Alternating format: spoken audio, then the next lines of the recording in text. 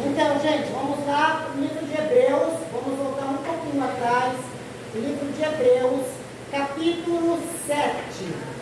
Gente, eu gosto de algumas coisas, eu sei que eu já falei, eu gosto de repetir, porque tudo aquilo que a gente ouve mais de uma vez, a gente guarda com mais facilidade.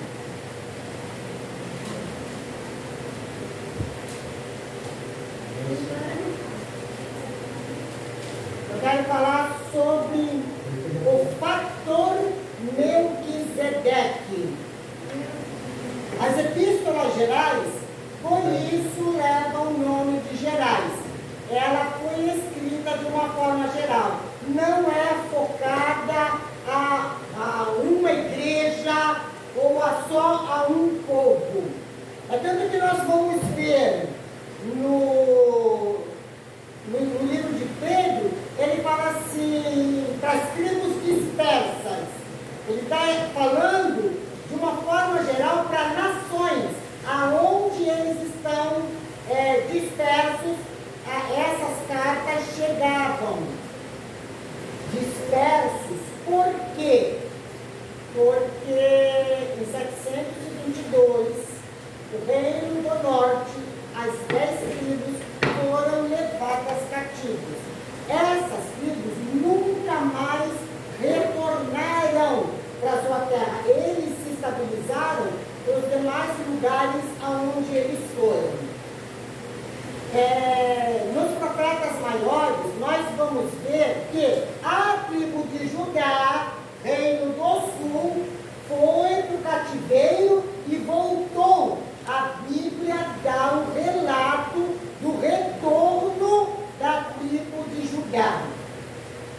Já falei isso de outras vezes, vamos lá. Por que o cuidado com a tribo de Judá? Porque de lá ele Messias. Oi? De lá ele Messias. Por causa do Messias. O Messias é da tribo de Judá.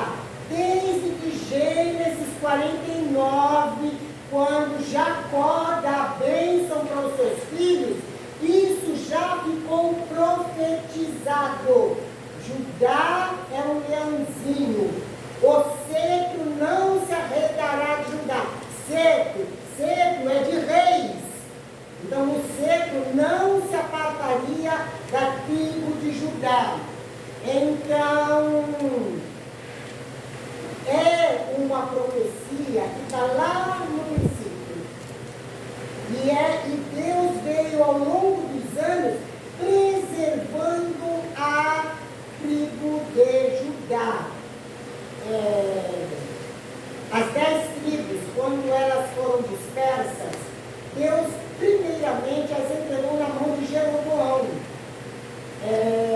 Se Jeroboão tivesse buscado ao Senhor, Deus teria dado, firmado um nome para Jeroboão. Mas a primeira coisa que ele pensou, sabe aquele ditado nosso que diz assim: quer conhecer uma pessoa, dá poder a ela? A partir do momento que Jeroboão sentiu o poder das 10 tribos, olha, ele estava com a maior parte, eram 12, 10 estavam na mão dele. Aí ele falou assim: olha, eu não quero ninguém mais lá em Judá. Em Judá estava o templo, estava Jerusalém. Ele falou: eu não quero ninguém mais lá, que é para eu me ficar. Eu quero vocês para mim. E ele está lá, 12 lugares de adoração, em Dan e em Betel, na entrada e na saída, divisa com o reino do sul. Então ele partiu para a idolatria. Dessa forma, todos os reis do norte, das 10 tribos, não eram reis da linhagem de Davi. O reino do sul, as duas tribos, Benjamim e Judá, todos eles tiveram reis descendentes de Davi. Essa era a promessa de Gênesis 49, que foi dito pela boca de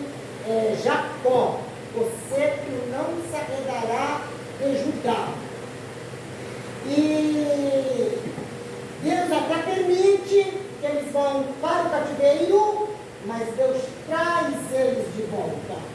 Em quais condições? Desde o retorno do cativeiro, nunca mais, até o dia de hoje, Israel teve um rei. Nunca mais. Eles voltaram.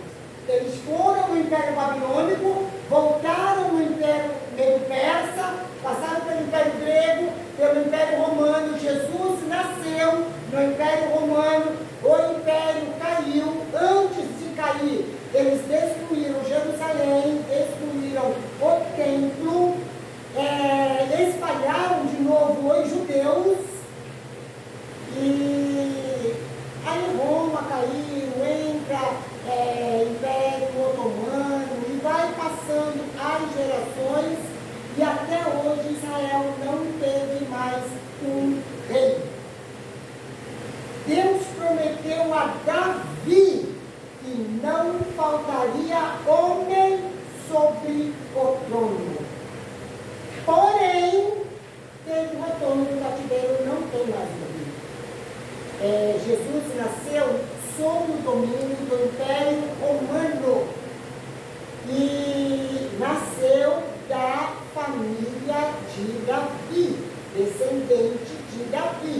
O livro de Mateus, ele dá a descendência de José, pai de Jesus, a partir de Davi. A partir de Davi, para mostrar a veracidade de que Jesus descendia de Davi. O livro de Lucas apresenta Jesus como filho do homem. Ele acompanha pela genealogia de Maria e leva até Adão, para mostrar que Jesus era tão humano quanto todos. Vai até Adão. Jesus é apresentado como filho do homem. Então,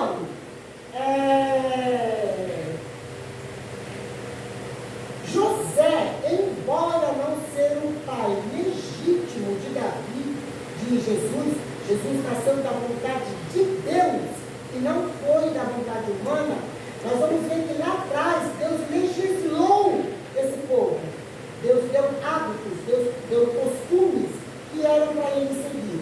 E até hoje, em Israel, um filho adotivo não é um filho adotivo, é um filho legítimo. A adoção deles legitima o filho. Então, quando Jesus nasce, mesmo que Maria e José soubessem da anunciação dos anjos, soubessem que aquilo não era, que aquela semente não era de José, mas quando Jesus nasceu, José assinou como seu pai e para todo o povo era legítimo. Do mesmo jeito, Deus ele fez isso lá desde o princípio, para trazer todo o entendimento para nós aqui, porque nós somos gentios também, nós não somos judeus, mas nós fomos enxertados na videira. E nós não somos só, nós aqui como seres humanos, a gente usa essa expressão gentil. Essa expressão para Deus não existe. Nós só somos filhos legítimos. Filhos legítimos de Deus. Por quê? Porque uma adoção, segundo o conceito divino, é filho legítimo. Isso serve para o povo judeu e isso serve para a igreja. Então, quando Deus preparou aqui um povo, Ele já preparou com tudo corretamente perfeito para nós hoje não nos sentirmos, vamos dizer assim, bastardo. Não, nós somos filhos legítimos de Deus. Eu tenho um pai. Nisso tudo, gente, a gente vai vendo o amor de Deus para com a humanidade. Ele não queria falar assim, olha, você vai se juntar aqui só porque eu te amo. Não é só porque. Aí entra um todo. Você está aqui porque eu te amo. Eu fiz para você. Eu preparei para você. Eu estava esperando por você. Glória a Aleluia. Deus. Tudo que Deus preparou, Ele estava nos esperando. Nós que hoje estamos aqui sentados. Que nessa privilégio, sala de obrigado, aula. Deus. Privilégio. Né? E eu costumo dizer que lá na eternidade, quando Jesus se entregou, ele já sabia de uma Abigail. Ele sabia até meu nome, que ia nascer em 1961. Ah, era só no século XX que ela ia nascer? Ele já sabia lá na eternidade. Glória. Então foi tudo preparado exatamente para nós. Exatamente para nós. Por que ele precisava de um povo? Porque Jesus tinha que ter uma genealogia. Jesus não podia nascer de qualquer povo. Só por esse motivo. E quando chega nos evangelhos, no Novo Testamento, na era da graça, a era que nós vivemos, a Bíblia ela começa a ser escrita, Deus inspira homens para escrever ela, e aí ele vai encaminhando, ele fala assim, olha, tem um povo aqui que precisa receber essa palavra, mas o povo que vai chegar lá na frente, ele precisa dessa palavra também. Então as cartas gerais, elas são literalmente cartas escritas para nós, para toda a igreja de uma forma geral. E agora, mesmo nesse contexto, não é mais só de judeus, mas é de judeus e de gentios. A igreja agora, ela é mista. Nós vamos ver quando nós lemos as epístolas paulinas, Paulo fala isso muito no livro de Romanos, né? E os demais apóstolos também falam, por quê? Não é para fazer diferença entre gentios e judeus. Os gentios não precisam seguir a norma dos judeus. Os judeus não precisam ser como os gentios. A partir do momento que aceitou a Cristo, todos estão no mesmo patamar. Glória a Deus. Então é um povo só, é uma palavra para todos, é um costume para todos. O que é mais frisado é a circuncisão, porque não cabia na cabeça dos judeus como que alguém pertenceria a Deus se não fosse circuncidado. Isso não cabia na cabeça deles. E Paulo, por várias vezes, ele deixou isso muito bem explicado, que a circuncisão hoje é a marca do coração. Hoje não é mais vista pelo homem, hoje ela é vista por Deus. Aleluia. Então, quando nós olhamos os demais, nós nunca podemos julgar, olha, não é, não morreu salvo. Não, ninguém nunca pode dizer uma coisa dessa. Por quê? Porque o que está no interior, só Deus vê, só Deus sabe. Cabe a nós, em todas as circunstâncias, simplesmente orarmos uns pelos outros. Oh, glória, Se tem aleluia. alguém enfermo, a gente começa a ver numa fase terminal, Senhor, ao longo da vida essa pessoa já ouviu a tua palavra, traz a tua palavra à sua memória, faz essa palavra ser viva no seu coração. Para quê? Porque ela sozinha ali, ela pode ter um encontro com Deus e ninguém saber. Mas cabe a nós orarmos. Cabe a nós orarmos. É um papel da igreja. As epístolas gerais foram escritas de uma forma geral. O livro de Hebreus, eu já falei sobre o fundamento do livro de Hebreus, não vou voltar nisso. Eu quero comentar apenas o capítulo 7 de Hebreus, que ele também se encontra no capítulo 14 de Gênesis. A base do capítulo 7 de Hebreus está em Gênesis 14. O livro de Hebreus, ele vai apresentando que Jesus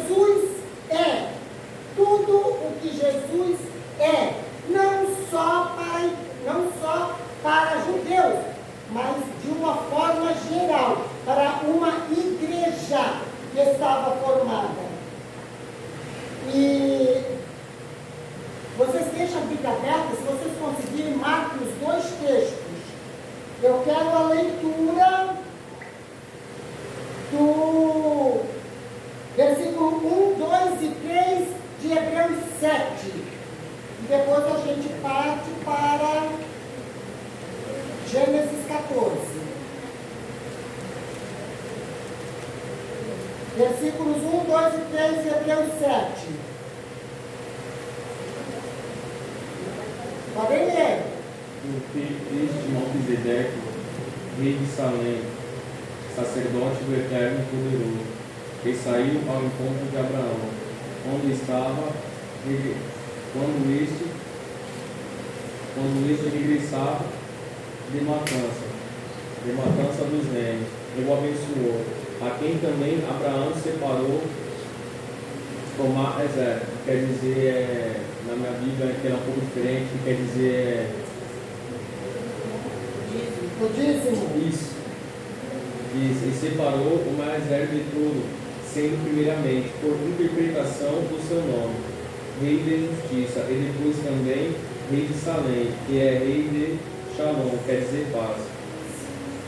Sem pai, sem mãe, sem genealogia, não tendo princípio de dias, nem fim de vida, mas feito semelhante ao Filho do Eterno, permanece sacerdote para sempre. Rei de Salém. Salém é uma forma abreviada, foi o primeiro nome da cidade de Jerusalém, quando ainda as conquistas não estavam feitas, não era tudo assim descoberto. O lugar onde é Jerusalém era conhecido como Salém. Melquisedeque quer dizer rei de paz, rei de justiça. E aqui ele já explana que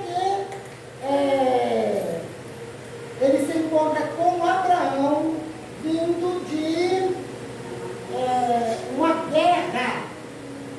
Ló foi levado cativo e quando essa notícia chega para Abraão, Abraão pega 318 homens nascidos e treinados na sua casa, tudo que eles sabiam de movimentos, de guerra, de luta, tudo eles tinham aprendido com Abraão na casa de Abraão. Eles vão, 318 homens. A briga era de 5 reis contra 4. A briga era feia, era grande. A briga era por poder. Eles vencem, lutam contra a cidade de Sodoma, vencem o rei de Sodoma e leva todo mundo cativo. Ló foi junto. A notícia chega para Abraão. Abraão pega seus 318 homens e vai ao encontro daqueles reis. E com 318 homens, Abraão vence a guerra. Toma Ló, a família de Ló, os bens de Ló que tinham levado, que eles tinham levado tudo, e traz de volta.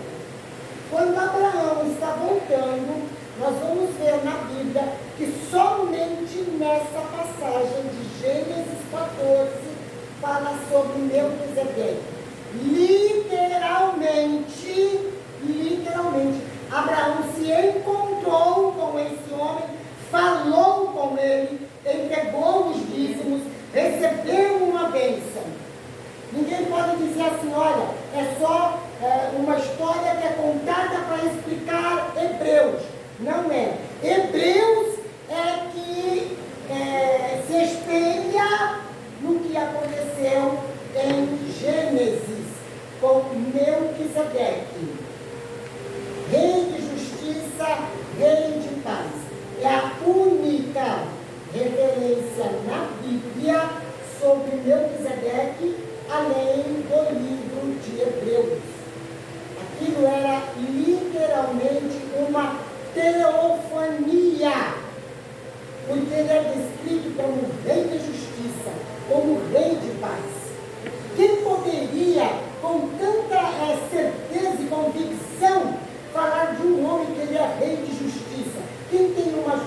justiça completa, total. Nenhum ser humano.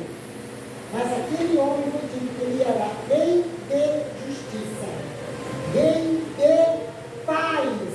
Quem é o único que tem a verdadeira paz? E se pode falar dessa paz?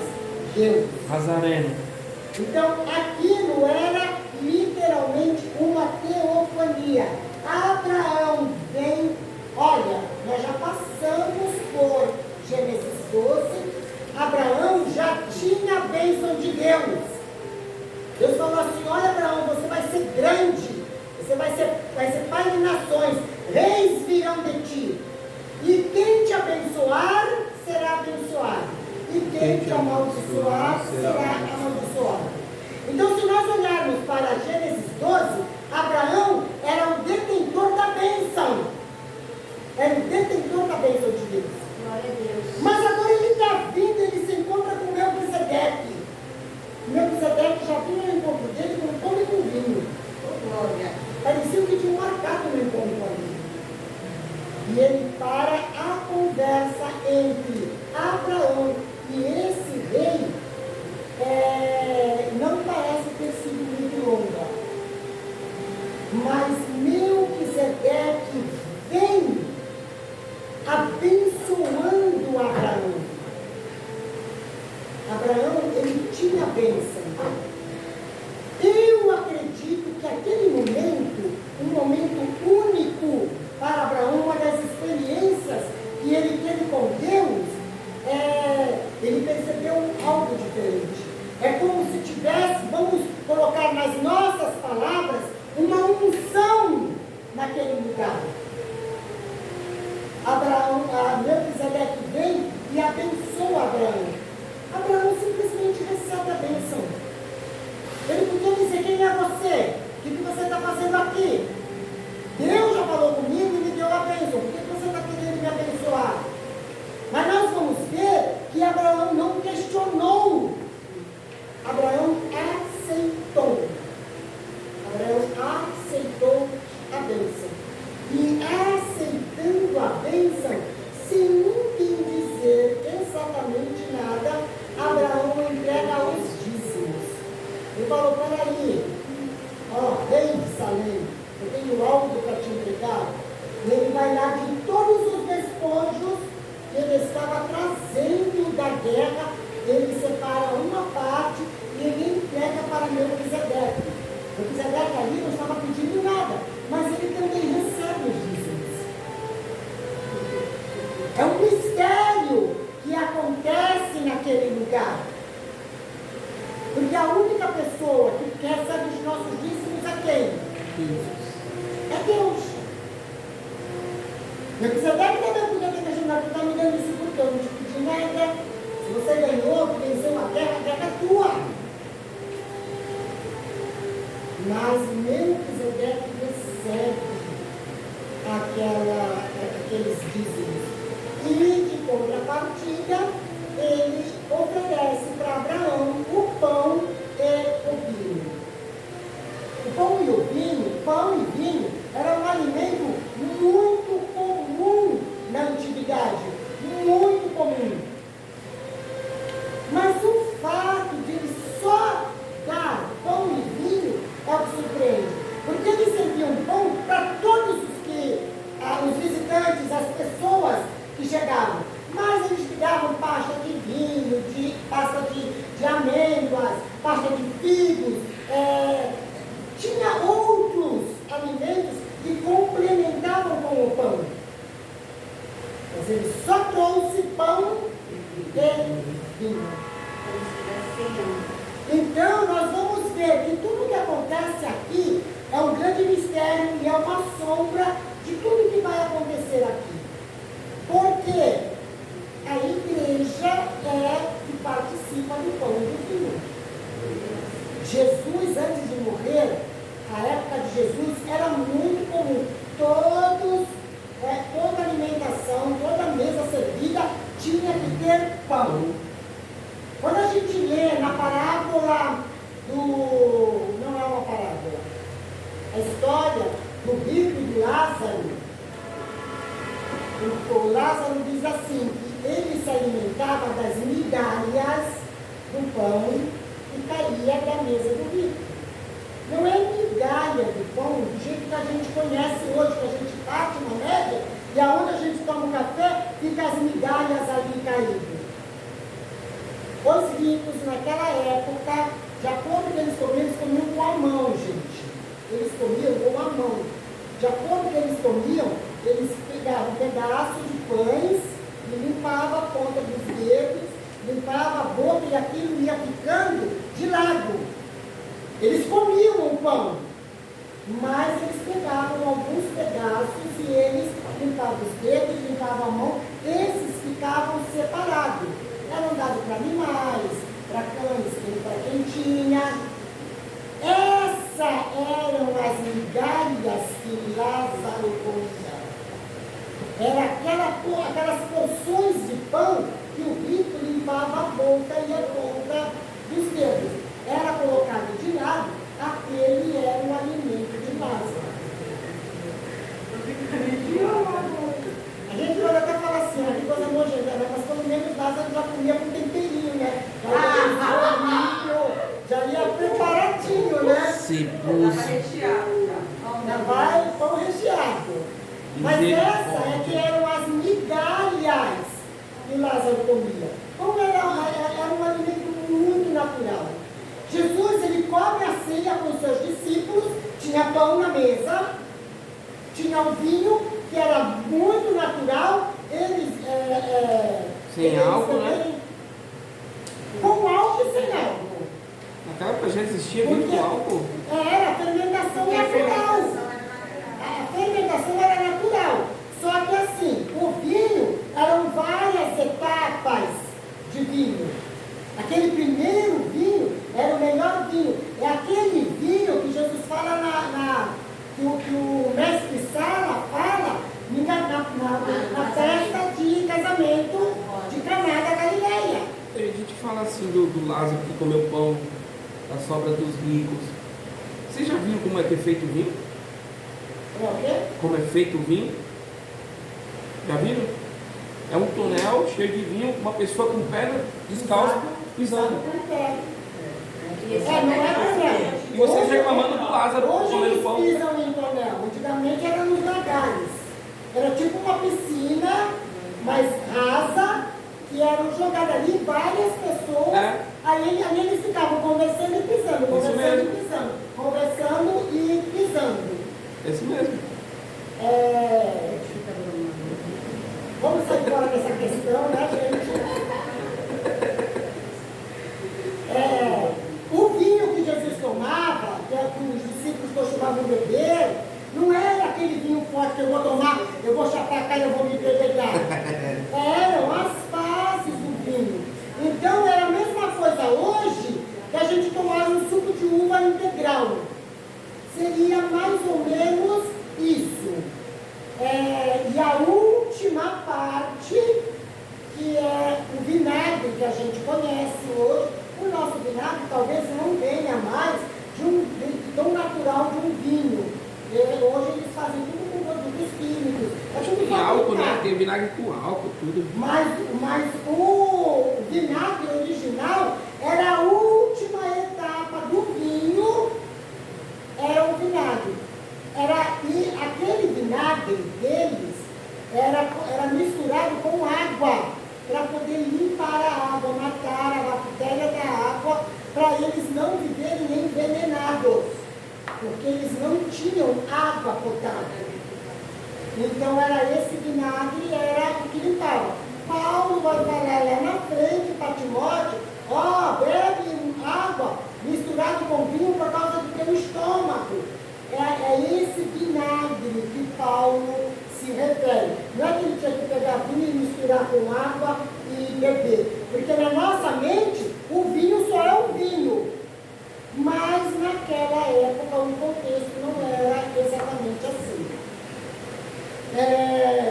Na mesa que Jesus comeu a Páscoa com os seus discípulos, tinha o pão e tinha o vinho. Depois que eles comeram a Páscoa, num momento único e especial,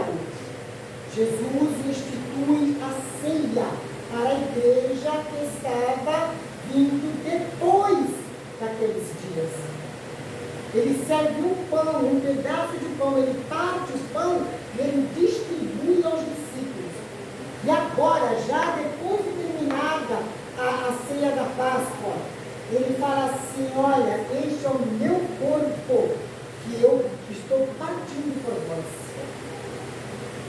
Ele serve o vinho naquela época não eram em taças como nós bebemos. Era uma taça que bebia e ia passando para todos tomarem um gole daquele vinho.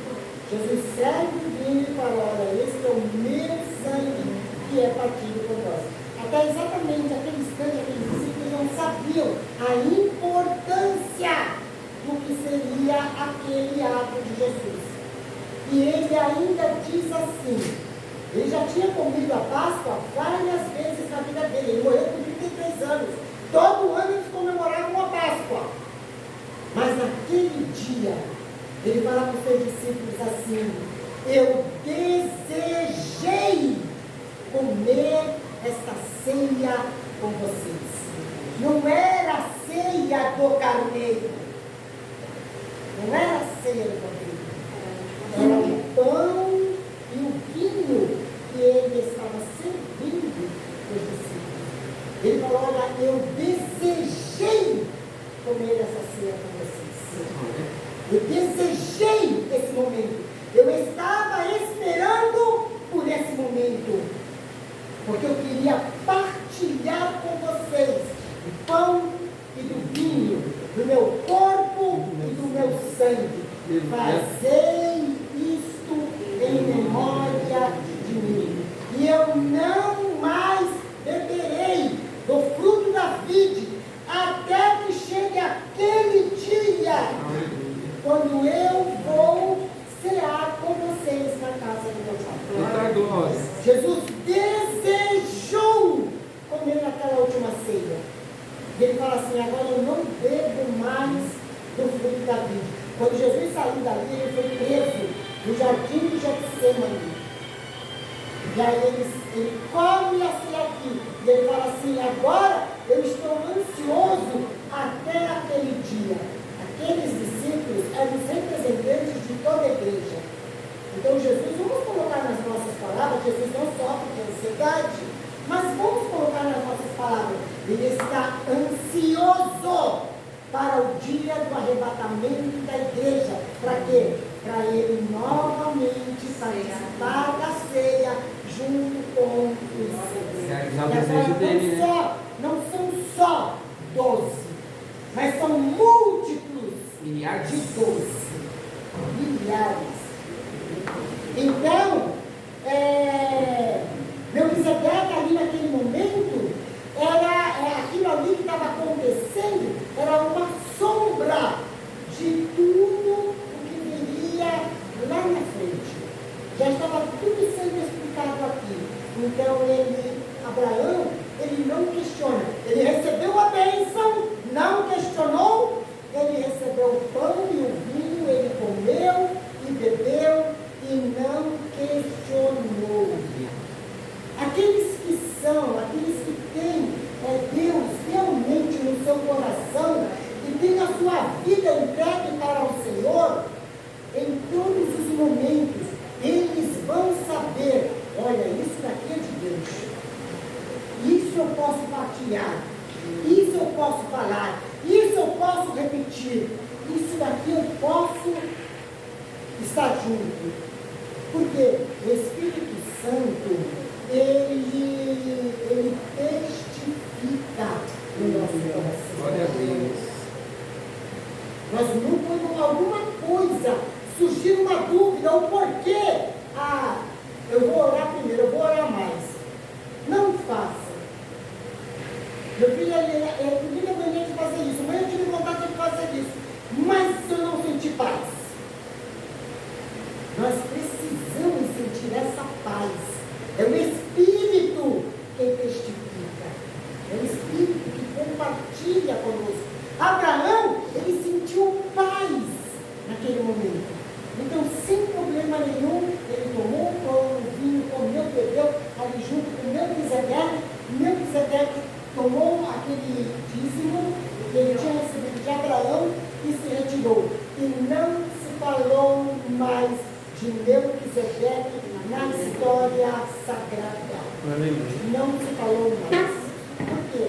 Abraão ele teve a oportunidade de falar com Deus cara a cara, numa teofonia. E a gente vai ver que tudo ficou dito aqui, porque ia acontecer aqui. Vamos para o texto de Gênesis 14, vamos ler alguns versículos.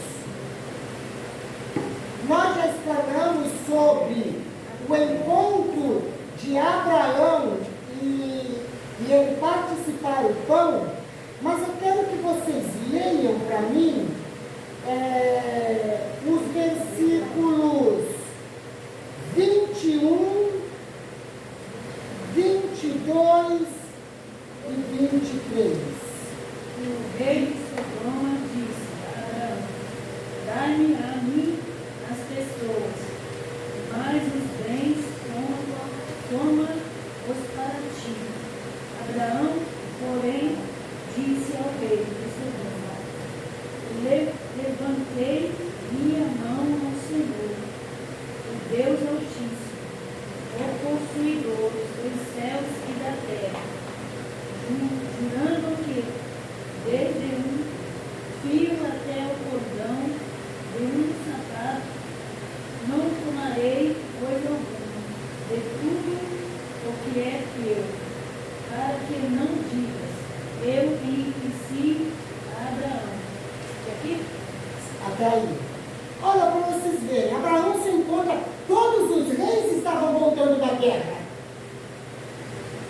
Aqueles reis de Sodoma, reis de Gomorra, os reis que tinham ido para a batalha, eles estavam voltando. Abraão, ele está vindo, nós entendemos que a primeira mão, antes de todos, ele se encontra com Melquisedeque. Acontece aquele momento único ali, Melquisedeque se retira. Quem vem no encalço de Abraão? O rei de Sodoma. O mesmo que tinha levado Ló cativo.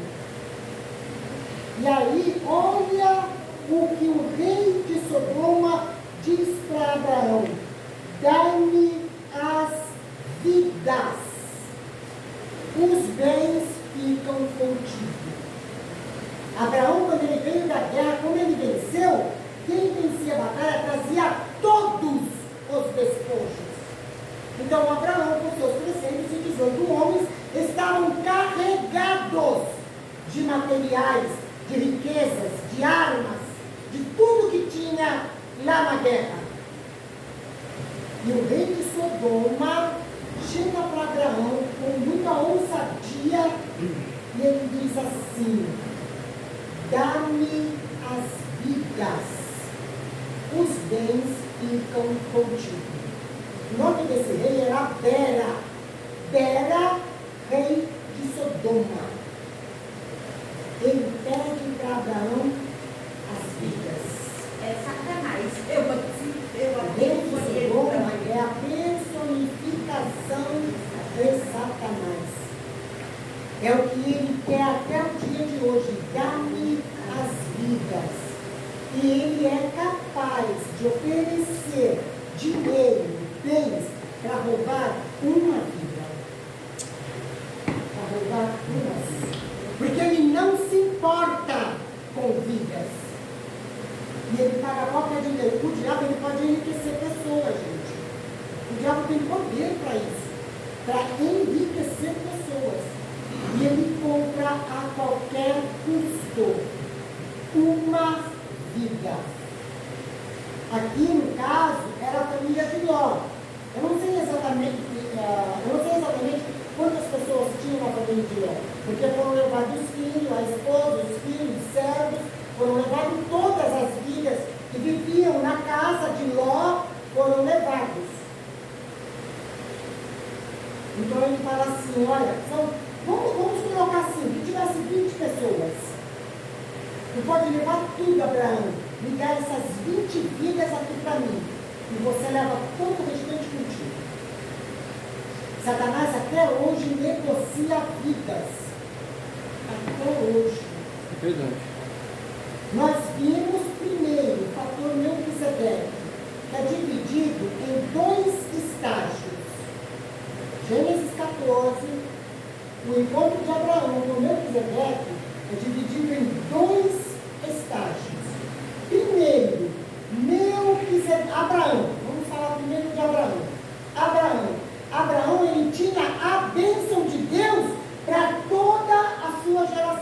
de ti virão reis, de ti virão povos. Então ele tinha uma genealogia abençoada por Deus. Os descendentes de Abraão, mesmo sem terem nascido, estavam todos no lombo de Abraão ainda. Eles já tinham uma bênção especial de Deus. Uma bênção especial. Abraão se encontra com Melquisedeque.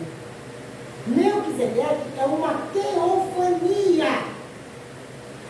É a presença do próprio Deus com Abraão. Abraão não questiona comer o pão, não questiona beber o vinho, não questiona entregar o dízimo, não questiona receber a bênção.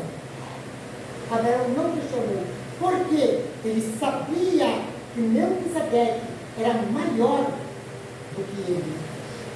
Se Melquisedeque abençoou Abraão, que já era o detentor da bênção, de uma bênção especial para o seu povo, os seus descendentes, esse abençoou quem tinha a bênção especial, a bênção da descendência. Então, Melquisedeque, ele é, falando dos fatores, ele é a bênção geral para a humanidade. A bênção geral. Melquisedeque, por ser rei de Salém, naquele tempo, Jerusalém ainda não tinha sido conquistada. Ela só foi conquistada por Davi. Davi conquistou Jerusalém. Aqui nós estamos no comecinho. Então, esse Melquisedeque era rei de um povo cananeu. Era rei de um povo cananeu. Ele está abençoando Abraão. Abraão também é cananeu. Abraão vem de Ur dos caldeus. Deus está chamando Abraão para uma missão especial. Você vai ser o precursor do meu filho que vai vir à terra. Você tem uma bênção especial para o meu filho chegar à terra. Ele se encontra com Melquisedeque, rei de Salém. Agora ele tem uma bênção maior, uma bênção geral, uma bênção universal, é para todos os povos. Nós vamos entender no texto bíblico algo que os antigos falavam, e não falavam de uma forma assim tão corretamente. Eles falavam assim, eu cresci, gente, eu tive o privilégio de crescer numa igreja evangélica. Então eu cresci ouvindo isso. Que nós só tínhamos o direito da salvação porque Israel rejeitou Jesus. Eu cresci ouvindo isso. Que nós só tínhamos a salvação, nós não éramos dados para a salvação. Nós só tínhamos a salvação porque Israel rejeitou o Messias. E não é, gente. Quando a gente acompanha os textos bíblicos, a gente vai ver que a salvação, desde o princípio, era para todos. Era para todos. É como eu já falei várias vezes, porque Deus formou o povo de Israel somente porque Jesus precisava de uma genealogia. Jesus não poderia nascer de qualquer povo. Por isso Deus formou um povo, Deus deu leis, as leis dele para esse povo não eram leis humanas. Ele deu os hábitos, os costumes, o que vocês vão comer, o que vocês vão beber, o que vocês vão vestir, como vai ser as suas festas, quais vão ser as suas festas. Deus deu tudo. Ele estipulou o que seria o povo dele. Por quê? Porque Jesus ia nascer desse povo. Quando nós vemos Jesus, que ele cumpriu toda a lei por nós, nenhum homem era capaz, por melhor fariseu que fosse, por mais justo fariseu que fosse, nenhum homem era capaz de cumprir a lei exatamente completa. Jesus cumpriu toda a lei. O que ele fez, ele não fez para mostrar que ele era o melhor. Ele fez por nós. Aleluia. Porque nós não éramos capazes de cumprir a lei, de cumprir a vontade dele. Ele cumpriu a vontade, toda a vontade de Deus por nós. Hoje nós somos justificados nele. Aleluia. Glória a Deus. Então Jesus não ia viver debaixo de leis humanas. Ele viveu debaixo da lei de Deus. Oh, glória. Por isso Deus formou um povo. Mas nós vamos ver que na genealogia de Jesus entra quem? Raabe, uma prostituta salva. Entra Ruth, que vinha de uma família amaldiçoada, Moabita. Entra Betseba. Pode falar assim, que pecador de Betseba. Betseba está lá na genealogia de Jesus.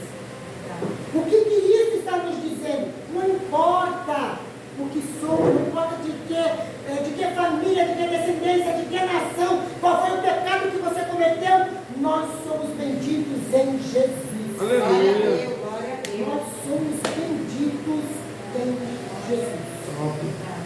Aqui, quando ele se encontra, Melquisedeque, ele está abençoando aquele que já tinha bênção. Uma bênção geral, uma bênção para todo mundo. Estava abençoando quem tinha a bênção especial, que era a bênção de um povo. Fator Melquisedeque, bênção universal. Fator Abraão, bênção especial, focada para um povo. Aí na história, no mesmo lugar, no Vale dos Reis, aparece, entra em cena quem? Bera, rei de Sodoma. Tudo reis que estão se encontrando ali. E aí ele fala, dá-me as vidas. Eu te dou todos os bens para você. E você me dá as vidas. Entra Satanás no meio da história. Querendo roubar as vidas. Achado esse Satanás. E versículos posteriores que nós lemos, vai dizer assim, Abraão respondendo, verso 23, e juro que nada tomarei de tudo que te pertence, nem um fio, nem uma correia de sandália, para que não digas, eu enriqueci Abraão. Abraão está dizendo para ele assim, eu não quero nada do teu tesouro, eu não quero nada do teu dinheiro. O pouco que eu te der é meu Deus que me dá. Eu vou continuar com o pouco, sendo pobre, sendo cego, sem riqueza nenhuma, mas eu não quero nada da tua mão. Pouco por Deus é muito. Por quê? Porque o diabo é acusador. Acusador. E Abraão, deixa eu te explicar, para não chegar lá na frente e você falar assim, eu fui que enriqueci Abraão. O diabo, ele oferece coisas pequenas, coisas mínimas, coisas insignificantes para todo ser humano. Por quê? Porque com aquilo que ele oferece, ele prende. E um dia ele vai jogar na cara. Quando fala assim, olha, você só está ganhando 2.000 aí desse emprego, aparece aquele emprego para você ganhar 5.000. Mais 5.000, e você não vai ter tempo mais de ir para o culto. Vai ter que virar domingueiro. Vai ter que virar domingueiro. Olha as falcatruas que eles pedem para fazer. Né? É uma troca muito injusta, porque é pouco tempo aqui na Terra comparado à eternidade. E nem todo mundo pensa assim. E nem todo mundo pensa assim. No mundo de hoje, uma dificuldade que todos nós enfrentamos, para alguns pais de família, se aparecer um emprego, olha, R$10.000, mas você tem que viajar comigo, você vai ter que se mudar para tal lugar. Aí em tal lugar você não conhece ninguém, você não conhece igreja, e aí você começa a caminhar, e aí até você achar tempo para você procurar uma igreja, o tempo passou, muitas vezes desanima, e a pessoa faz até dizer, não, olha, eu só não estou indo para a igreja, mas eu estou com Deus ainda. Fator Vera é o que mais atua nos nossos dias, é o fator Vera. Por quê? Porque nós estamos vivendo os últimos dias na Terra. Agora cabe muito bem a palavra da Paula. É muito pouco tempo aqui na Terra para a gente se vender por dinheiro. Para a gente aceitar as ofertas de Bera, rei de Sodoma. Ele não se importa com vidas, ele oferece dinheiro, porque a vida ele quer matar. E isso está aqui, olha, no fator Melquisedeque.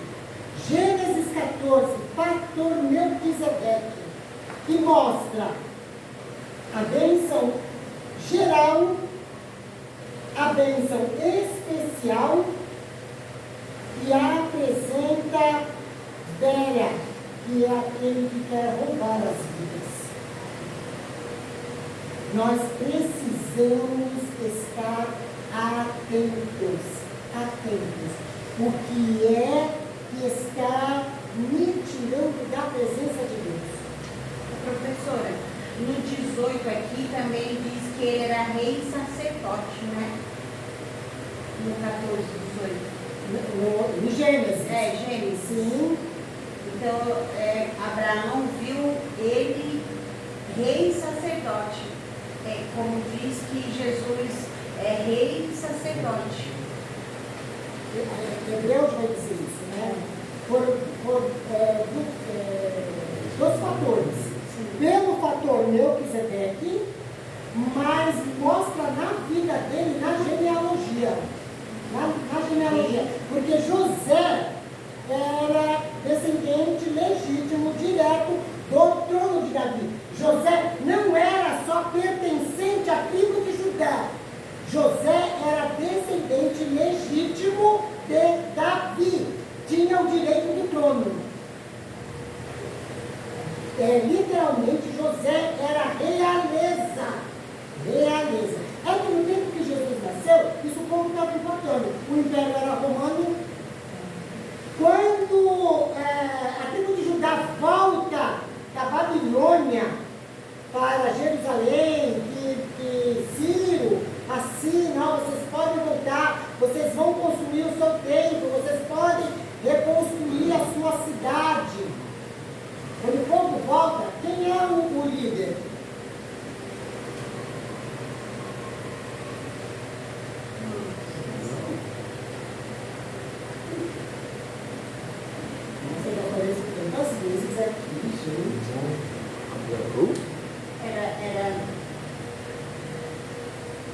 Não tinha rei, era juiz. Não, ele voltou na liderança de um homem.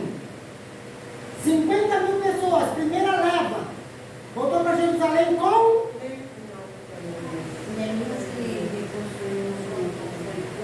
Zorobabel, gente. Zorobabel. Vocês têm que decorar esses detalhes. Vocês têm que decorar esses Cada nome, detalhes. né? Professora, tem algum papel, não sei o que. Melquisedeque. Hoje, no lugar onde Abraão se encontrou com Melquisedeque, hoje é o quê? Ainda é um deserto, ainda é o Vale dos Reis. Vale. Eu vou mandar aqui as fotos em casa de quando eu estudei arqueologia. É porque geralmente quando fala alguma coisa, sempre é em algum lugar 14,9. especial, né? Eu vou colocar no grupo as fotos do Vale dos Reis, que é o encontro de Melquisedeque e Abraão. Hoje ainda é um deserto, é um lugar... Kedorlaomer. Sabe que já enrolou ali? 50.000 judeus voltam na liderança de Zorobabel. E Zorobabel era quem tinha o direito do trono. Ele era da descendência de Zedequias, um dos últimos reis de Judá, do Reino do Sul, antes de irem para o cativeiro. Então, quem trouxe o povo de volta era um rei. Ele só não tinha título nenhum, ele voltou como governador. Por quê? Porque eles estavam debaixo do Império Persa. Mas era de linhagem real. A partir daí, eles foram viveram um reino, acabou o Império Persa, chegou o Império Grego, acabou o Império Grego, começou o Império Romano, mas eles estão seguindo as suas famílias, as genealogias. E José vem dessa linhagem literalmente real. José era da nobreza de Israel. Só não era contado naquele tempo porque o império o domínio era Roma. Então Jesus nasceu literalmente numa família nobre, na nobreza de Israel. A família de Maria era de família sacerdotal. As famílias sacerdotais casavam com a realeza. Essa mistura dessas duas tribos, elas eram permitidas. E porque a tribo de Levi, os levitas, eles eram a parte espiritual do povo. A realeza dominava, a tribo de Levi era a que cuidava da parte espiritual. Então esses dois podiam se juntar. Maria era casada com José. Maria era de família sacerdotal. Como a gente sabe disso? Nós vamos ver lá nos relatos do Evangelho, o anjo visita primeiro Zacarias, fala: Zacarias, a tua oração foi ouvida, a tua mulher vai ter um filho. Eles eram idosos também. Tudo que é de Deus, vocês vão ver que Deus espera chegar no extremo para poder acontecer. Por quê? Acontece segundo a vontade de Deus, nunca da vontade do homem. E tudo que envolvia Jesus tinha que ser literalmente a vontade de Deus. Então, Zacarias e Isabel, eles já estavam avançados na idade. E agora Deus aparece para Zacarias e fala: tuas orações foram ouvidas. Gente, às vezes a gente ora por anos querendo algo, e a gente fala assim: não é da vontade de Deus, Deus não me respondeu. Aguarda, gente. Aguarda, espera. Deus está amadurecendo nós. Fica lá, somos sem Deus. Lá no seu secreto. Secreto não é apagar a luz e ficar todo mundo no escurinho, não. O secreto é lá, você e Deus. Você e Deus. Lá no teu quarto, porta fechada. A senhora é um testemunho vivo disso, seu filho, a perseverança. É? Um testemunho maravilhoso. Aí meu pastor estava falando outro dia, as pessoas estão indo para o monte orar, está lá, ó, subi no monte, viu? Ó, subi no monte. E manda uns videozinhos. Aí Jesus fala assim: no teu secreto. No teu secreto. Aquilo que você publica, você deixa de receber. Aquilo que você publica, você deixa de receber. As bênçãos, elas são recebidas em secreto. Os mistérios são recebidos em secreto. Zacarias recebeu essa bênção, ele estava sozinho dentro do Santo dos Santos. Glória a Deus. Sozinho, num lugar único. E assim ele acreditou, que ficou mudo, né? Já teve que esperar até o menino nascer para voltar a falar. 400 anos de silêncio. Aí aparece um anjo e fala com ele. Eu já ia perder a voz por aquele momento. Eram 400 anos de silêncio que Deus não falava. É muita emoção. É muita emoção. É verdade. 400 anos se Deus, se ouvir a palavra da voz de Deus, aí Deus vai lá e fala com você: meu Deus. É. A primeira coisa que tem no ser humano natural é a dúvida. Mas duvidou, não se falar. Uma dúvida. Teve uma amiga minha que falou que quando Jesus estava lá no pátio, daquele homem que ficou paralítico, né? Que estava aguardando as águas se moverem, né? E ele disse que o anjo movia as águas. E eu falei para ela que não era anjo, porque estava no tempo do silêncio ainda, né? E ela até ficou chateada, falou que era um anjo sim que movia as águas.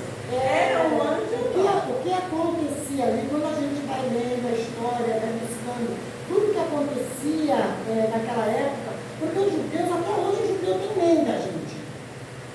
Não temos as lendas brasileiras, que a gente sabe que não é verdade, Uma né? só vez.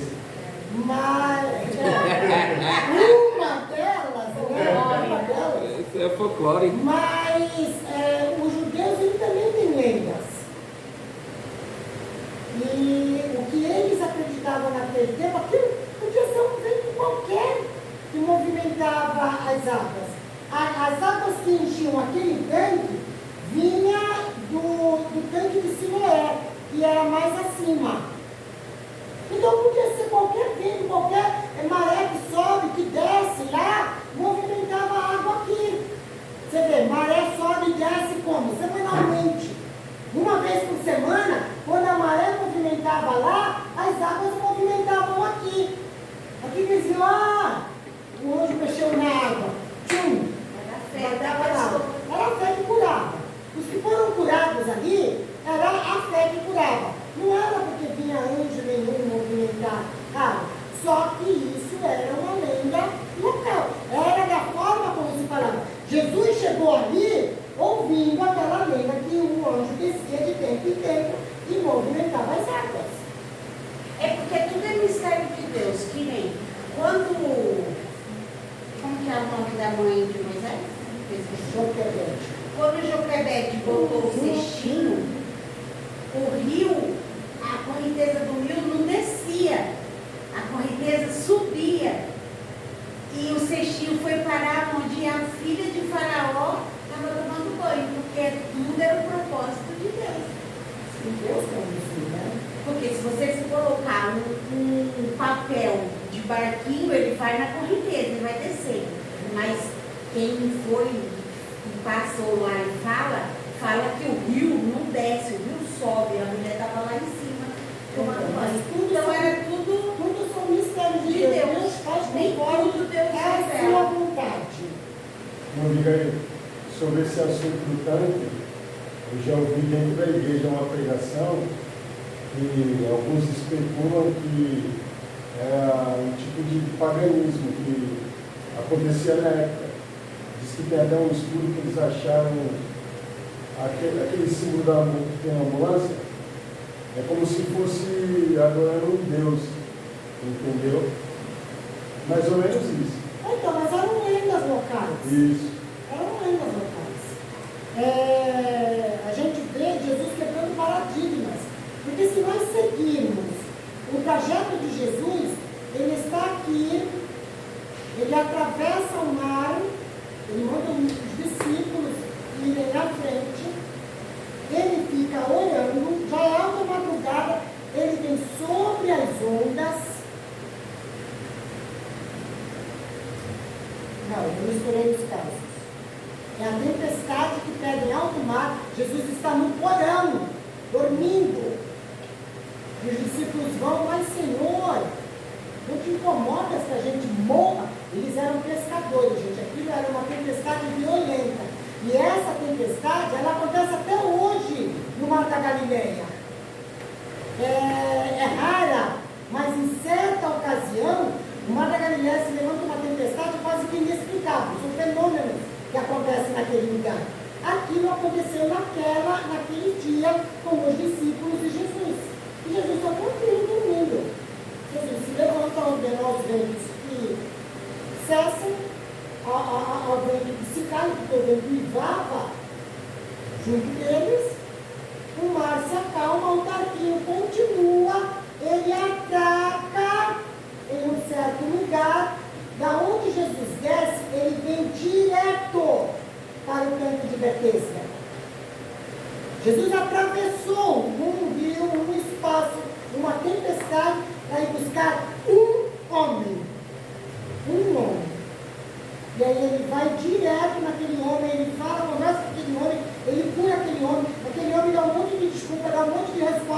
Jesus não perguntou. Jesus não perguntou quantos anos que ele estava ali. Ele falou assim, você quer ser curado? Você quer ser curado? Sim, você quer ser curado? Ah, mas tem 38 anos que eu estou aqui, eu te perguntei isso. Você quer ser curado? Ah, mas sabe o que é? Porque toda vez que o anjo mexe com a água, alguém chega lá primeiro do que eu. Jesus está falando, não é isso que eu estou te perguntando. Você quer ser curado? Muitas vezes Deus está falando conosco, nós não estamos entendendo o que é que Deus está falando. É desse jeito. E aí, Jesus cura aquele homem. Para vocês verem como que é o ser humano. Jesus cura aquele homem levanta dali, pega a cama dele e anda. E a queixa que ele fez dos outros, ele não foi fazer. Ele falou assim, eu estou aqui há 38 anos, ninguém me pega e me coloca no tanque, eu não posso andar. Eu raspejo, alguém chega lá primeiro do que eu. E a história não diz que aquele homem voltou naquele tanque para ajudar outros que estavam naquela situação a cair no tanque de Bethesda. Você vê que às vezes nós recebemos bênçãos de Deus, que a gente não compartilha, não engrandece o nome do Senhor, não volta para ajudar o nosso próximo. E nós temos que ajudar o nosso próximo. Ninguém me ajudou. Mas Cristo em nós muda a nossa atitude. É verdade. Então nós partimos para atitudes diferenciadas. A gente não pode só, eu recebi uma vez, acabou, agora eu vou para casa, não falo mais nada, não digo mais nada, não quero ver a cara de mais ninguém. Não. A gente tem que voltar e ajudar as pessoas. Né? Mas vamos voltar para cá onde é que nós estávamos.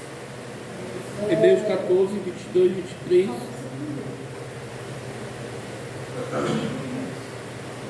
Já 9 horas? Falta 20. Falta 20. Eu vou pegar o ônibus, irmão Danilo. Então, gente, O relógio dele também. Falta 20. quando eu me perdi até onde eu O estava, relógio dele também. O relógio dele também. Falta 20. Zacarias e Isabel, eles receberam aquela promessa. Embora Zacarias tenha duvidado a princípio, não que ele duvidava de Deus, foi aquele acontecimento dali, 400 anos de silêncio, agora Deus está falando, a dúvida surge na mente humana. Mas a Bíblia fala que ele guardou para si todas essas coisas. A prova que Deus deu para João, que era ele que estava falando, falou assim, olha, você vai perder a tua voz, você vai deixar de falar, agora você só vai falar quando a bênção chegar. É a prova de que eu sou contigo. E realmente Isabel engravidou na sua velhice. E aí, Maria, agora também assustada com o que estava acontecendo, porque ela não tinha se casado ainda. E aí tem um e fala assim, olha, você está grávida, Maria, o que está gerado em você é do Espírito Santo. Pensa a mente de uma moça direita, correta, do jeito que era Maria. Bugou a mente dela. Bugou. Aí o que faz José? José era um homem de mais idade, Maria era bem jovem. José ele tinha já uma certa idade.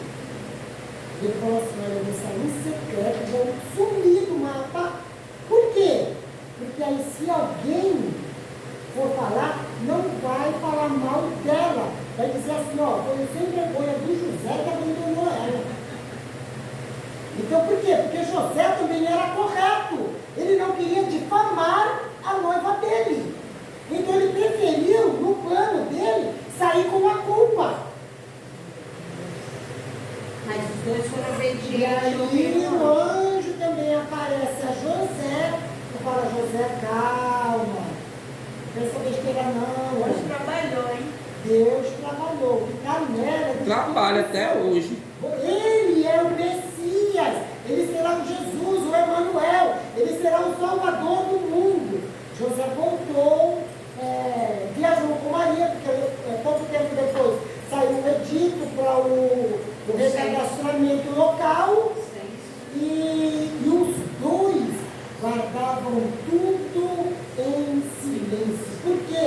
Aquilo que é de Deus vai se cumprir. Aquilo que é de Deus vai se cumprir. E eles guardaram em silêncio. E mesmo assim, com a fidelidade de José e de Maria, ele não tocou nela até que aquela criança nascesse. Aí sim foi consumado o casamento de José e Maria. Aí eles teve mais filhos. Teve mais filhos e eles começaram a compreender os mistérios de Deus. É nesse passo a passo, caminhando, eu não estou entendendo nada, mas eu estou crendo e eu estou caminhando, eu estou indo adiante, que Deus ele vai se explicando, ele vai se esclarecendo, a pessoa sente paz. E aí quando chega lá na frente, estão os dois firmados.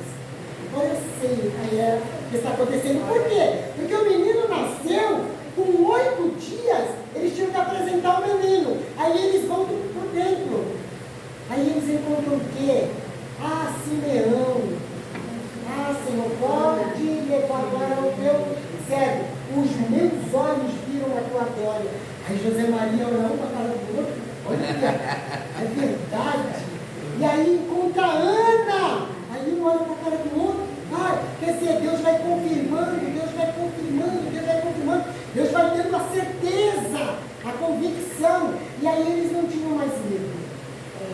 Aí eles não tinham mais Eu medo. imagino o cuidado deles com Jesus, sabendo da promessa que tinha no menino. Quando perdeu o menino, como eles não ficaram? Meu Deus, perdi o filho de Deus. Agora Desesperados. Né? E Jesus fez homem e cumpriu. Ele foi um filho obediente, como todos nós deveríamos ter sido. E às vezes a gente fala assim, eu fui obediente para minha mãe, mas eu algum momento da minha vida desobedeci, eu fiz arte, eu fiz uma birra. Não, por quê? Porque ninguém é perfeito, adolescente é adolescente. Na minha época, adolescente é tão adolescente quanto os adolescentes de hoje. Né? Embora as épocas sejam diferentes, mas filhos são filhos, como sempre. Mas Deus, Ele cuida, Ele ama. Os hormônios de Jesus eram convertidos. Os hormônios de Jesus eram convertidos. Mas ele teve que obedecer, teve que se sujeitar a José, a Maria, as obras. Ele teve que aprender a Torá com o pai dele, porque ele dizia assim, eu sou filho de Deus, eu conheço. Mas ele foi aprender a Torá com o pai dele. Ele foi aprender a profissão, que ele falou assim, eu vou trabalhar, mas eu sou filho de Deus. Quando aquelas mãos foram gravadas na cruz, elas eram calejadas. Calejadas de trabalho. Calejadas. Jesus foi um homem perfeito.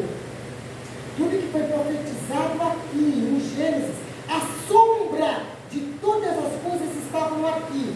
No mundo espiritual já tinha acontecido. Aqui só era uma sombra. Agora aqui está tudo concretizado.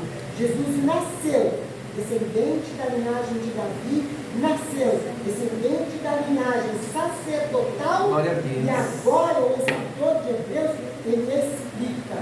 Ele é o nosso sumo sacerdote. Ele está lá diante de Deus, intercedendo por todos nós. O sumo sacerdote ele entrava uma vez no ano para interceder o perdão pelo povo. Jesus está lá, à destra do Pai, nosso intercessor. Glória a Deus. E a cada instante, Deus está falando assim, Abigail pecou de novo. Jesus fala assim, ela está coberta no meu sangue, Pai. Aleluia, né? Abigail de novo. Ele fala assim, ela é minha, ela está na cobertura do meu sangue. Até hoje, ele intercede por nós. Glória a Deus, obrigado, Deus, obrigado. de nós. Obrigado, Jesus, obrigado. Está aqui, olha, em Gênesis, em Hebreus, em Apocalipse. Está aqui a palavra revelada para nós. Glória a Deus. Amém? Mais para frente eu vou perguntar sobre o fator Melquisedeque. De novo. Meu Deus. Mais para frente. Também que está Isso lá gravado. para o ano que vem. Lá para o ano que vem, de novo. Mês que vem. Eu vou pesquisar. praticamente acabou de meio. Gente, vocês precisam decorar certas coisas, viu? E eu vou trabalhar